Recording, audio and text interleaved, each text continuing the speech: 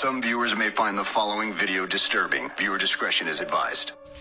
Welcome everyone. Today we're going to be talking about The Girl in the Tower Part 8. This is the story of Gypsy Rose Blanchard. Now when we last left off, we had talked about how Gypsy and Nicholas Gogin had conspired to kill Dee Dee Blanchard as a way for Gypsy to be free of her mother's abuse.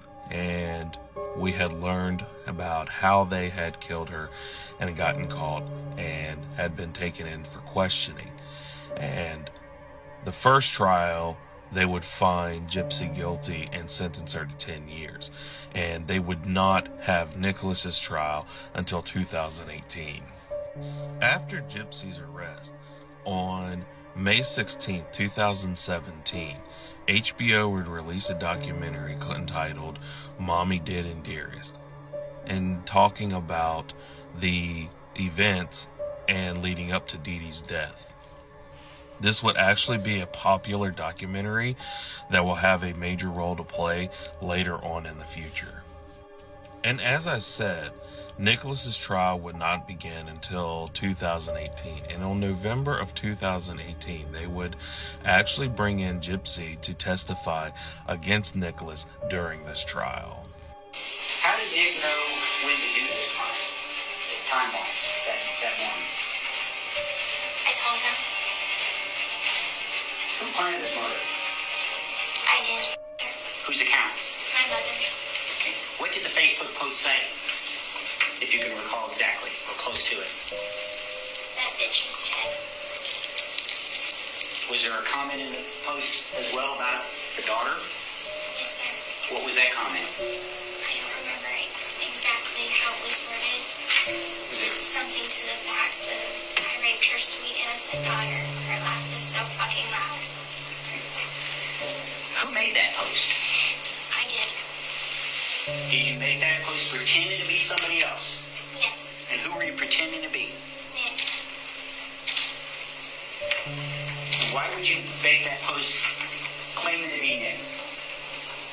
I wanted her to be found. Even though the testimony of Gypsy Rose, which was clearly showing that Gypsy was the mastermind behind the entire thing, Nicholas's lawyer would even ask the courts to drop his case from a first-degree offense to a second-degree. But regardless of what his lawyer had pleaded with the courts, the jury would come back days later and find Nicholas Gogin guilty of murder in the first degree and would sentence him to life in prison. Keep in mind here, while this was going on, a lot of stuff went down that was not taken into consideration. For the simple fact that Dee Dee had been stabbed 17 times, and Nicholas on multiple occasions said that he had only stabbed her 5 different times.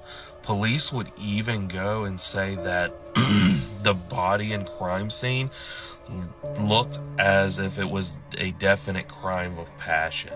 So whoever had been stabbing Dee Dee had a lot of pent-up aggression towards this woman.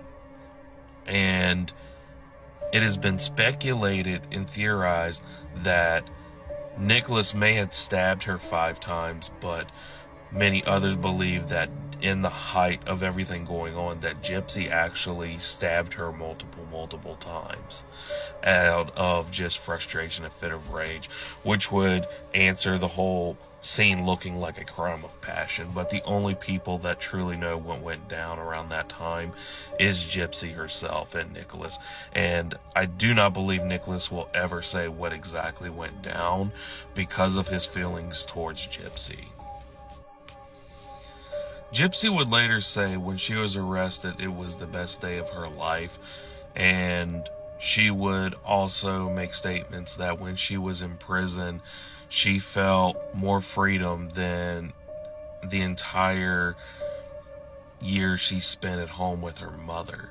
Around 2019, she would reveal that she was actually engaged to a gentleman named Ken. They would begin dating around 2019. Their relationship would be brief, but it was not very stable in the sense that there was just a lot of problems abroad.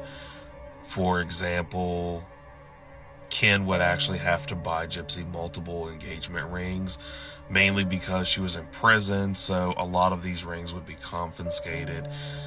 They would have many arguments, Gypsy having second thoughts because of what she was well known for, and eventually they would get in this point where they would date for a while, break up, get back together, and rinse and repeat. And eventually they would call the engagement off, and Gypsy would more or less say that her breakup with Ken was one of the hardest things she had to deal with, because she would say that this was her first real heartbreak.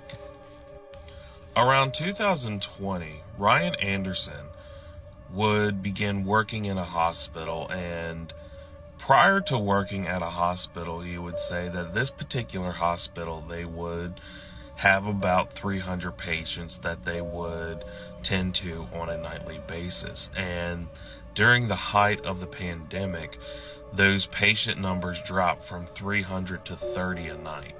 And there would just be a lot of free time to have during the nights at the hospital, where Ryan would actually begin talking to a coworker at work. This coworker would actually express an interest in writing a celebrity who was in prison, Joe Exotic, for conspiracy to commit murder and violation of the Endangered Species Acts. If you remember, Joe Exotic was on the famous Netflix show Tiger King.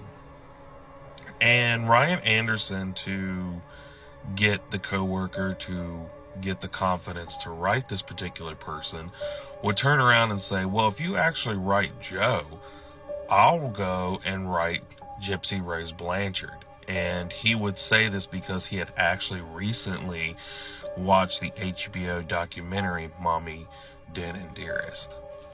It is said that Ryan and Gypsy would begin talking almost immediately. Ryan would later say that he was kind of shocked to get a reply from Gypsy, and from there they would just write back and forth. And shortly after writing, Gypsy would actually send Ryan a slip to actually come and see her in prison.